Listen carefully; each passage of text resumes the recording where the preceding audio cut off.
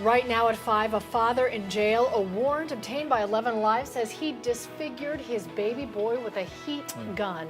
Tonight, an 11Alive exclusive, the mother responds, defending her husband. A Metro Atlanta mystery. A 19-year-old college student found dead inside a shopping mall. We now know who she was, but how did she die? It is a story that you are sharing on social media in the search for answers tonight. Plus a Gold Dome proposal to try to stop distracted driving. But would you be willing to go hands-free or suffer the consequences?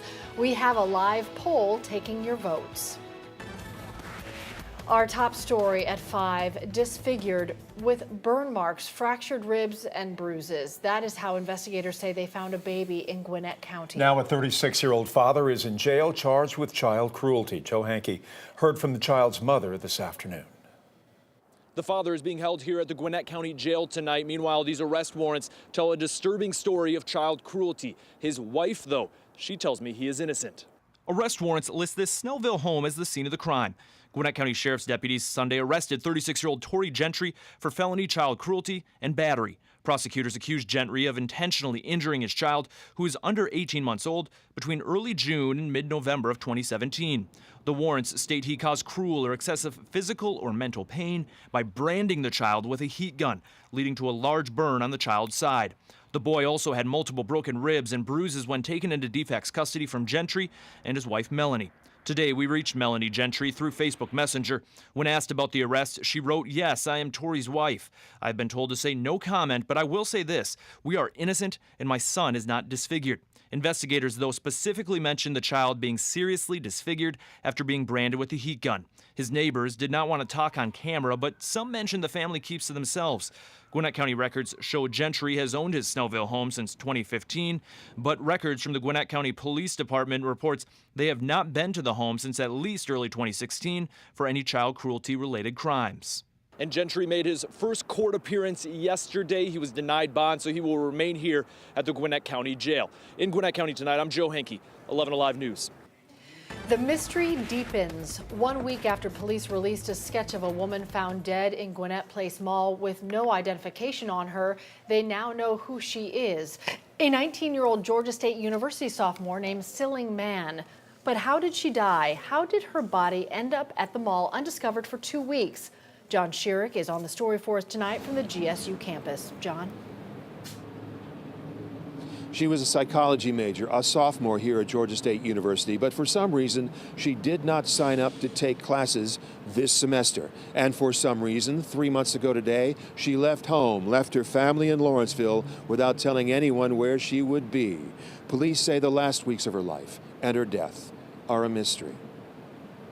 We don't know exactly what her movements have been from mid-October to mid-December. Police say someone must know. Someone must know what was going on in Silling Mann's young life. 19 years old, she suddenly left home in Lawrenceville in October, twice, without telling her family anything. Her family telling police she'd never done that before. The second time she left on October 10th, she never returned. On November 20th, police say Silling went to the clothing store at Perimeter Mall where she once worked to pick up her final paycheck. Within a couple of weeks, she was dead. Her body found inside Gwinnett Place Mall. A mall security guard found her in the back room of a former restaurant at the vacant food court. No ID on her. Police released a sketch of her based on her remains, and tips led police to Silling Mann's family. Gwinnett County Police Corporal Michelle Pajera says detectives are still not sure exactly how Silling Mann died or how her body ended up in the back room of that abandoned food court. They want to look into her history. They want to look and see who she's been hanging out with, see what her movements have been for at least a 2-month period of time, and hopefully that'll give us some more answers into this investigation. There were injuries on her body, but the medical examiner has not ruled her death a homicide. Detectives are hoping the toxicology tests, when they come back, will help them solve the mystery of the last weeks of her life and her death. From GSU, John Schierick, 11Alive News. The family of a man shot and killed by police have now filed a federal lawsuit claiming not only excessive force, but that officers then tried to cover it up. Today, Jamarian Robinson's family named the officers they say were involved in shooting him 76 times. They say if the district attorney won't hold them accountable, they will. Investigator Rebecca Lindstrom has been raising questions about this case since the day that Robinson was killed. She now joins us live with a look at the lawsuit. According to the lawsuit, the team that busted down the door and shot Jamarian Robinson 76 times was made up of police from at least 7 different agencies. They knew Robinson had been diagnosed with schizophrenia, and according to the lawsuit, without proper training, went in anyway, armed with submachine guns and pistols. My son, Jamarian Robinson, who was he? Jamarian Robinson's family has never been able to understand why so many shots were fired, why so many law enforcement agencies were involved, and why they saw him as such a threat when they stormed inside his girlfriend's apartment August of 2016. They waged a military operation against a kid who suffered from some mental challenges but posed absolutely no threat to these officers. Attorney Andrew Stroth says he represents nearly 30 families across the country, faces in the fight against excessive or fatal police force. He's using a section of the Civil Rights Act which allows individual government employees to be sued if their actions violate the Constitution. I mean, serious allegations. Yes, they are serious allegations, and let's find the truth. Let's get the truth. Robinson's family says it was their private attorney, not the GBI, that found shots fired straight down, either into the ground or Robinson. And Stroh says after the flurry of gunfire, 2 flash grenades were sent into the building. And then, according to the medical examiner's report, U.S. Marshals pulled the victim downstairs and into the living room. Stroh calls it a cover-up.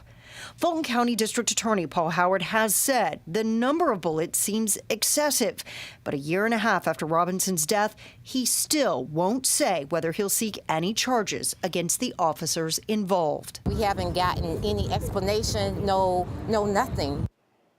And no comment from the DA tonight. By filing the lawsuit, the family, though, will get subpoena power and find out what the GBI and the DA's office know about this case.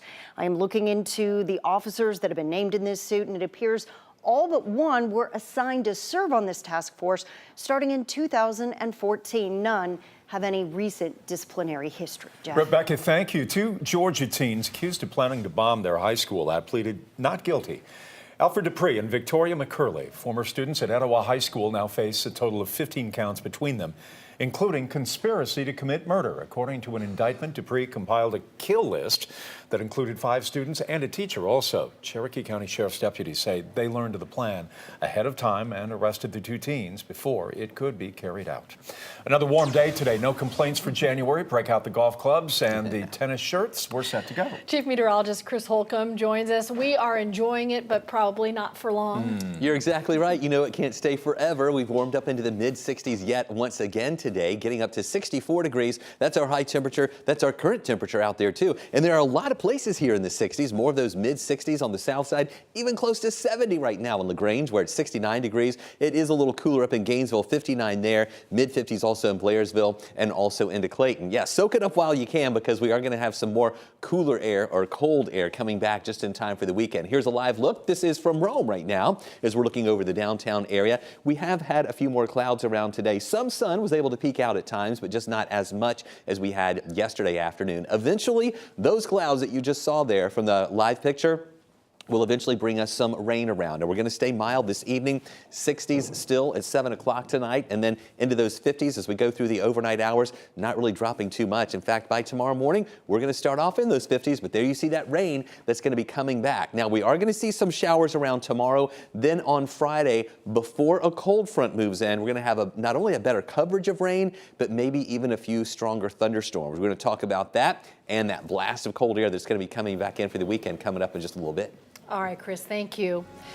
President Trump sat down today with his cabinet, looking to keep the momentum going after yesterday's unconventional televised negotiation session that drew praise, even from some of his critics. And he touched on a lot of topics. NBC's Blaine Alexander is in Washington to break them all down. Is a record also in President Trump's first cabinet meeting of 2018 kicking off with a familiar tone. I don't think any administration has done what we've done. But today, a new focus on immigration. After yesterday's televised negotiations that angered some in his party, the president now working to clarify. securing our border, including, of course, the wall, which has always been included, never changed. And President Trump saying this about any action on DACA, the law protecting thousands of undocumented immigrants brought to the U.S. as children. Any bill we pass must improve jobs, wages, and security for American citizens, the people who elected us. President Trump also blasting the country's libel laws on the heels of an explosive White House tell-all book, Fire and Fury. Our current libel laws are a sham and a disgrace. Can't say things that are false, knowingly false, and be able to smile as money pours into your bank account. Later, at a news conference with Norway's Prime Minister, President Trump sounding off once again on the Russia investigation led by Special Counsel Robert Mueller. There is collusion, but it's really with the Democrats and the Russians, far more than it is with the Republicans and the Russians. So the witch hunt continues. The president now calling on Republicans to take control of the investigation. And when he was asked today whether he would sit down with Special Counsel Robert Mueller for an interview, the president did not give a direct yes or no answer. Blaine Alexander, NBC News, Washington. It is our live online poll. Right now, you say yes, using your phone while driving should be illegal in Georgia. Vote now at 11alive.com/poll as we show you legislative efforts to make it happen.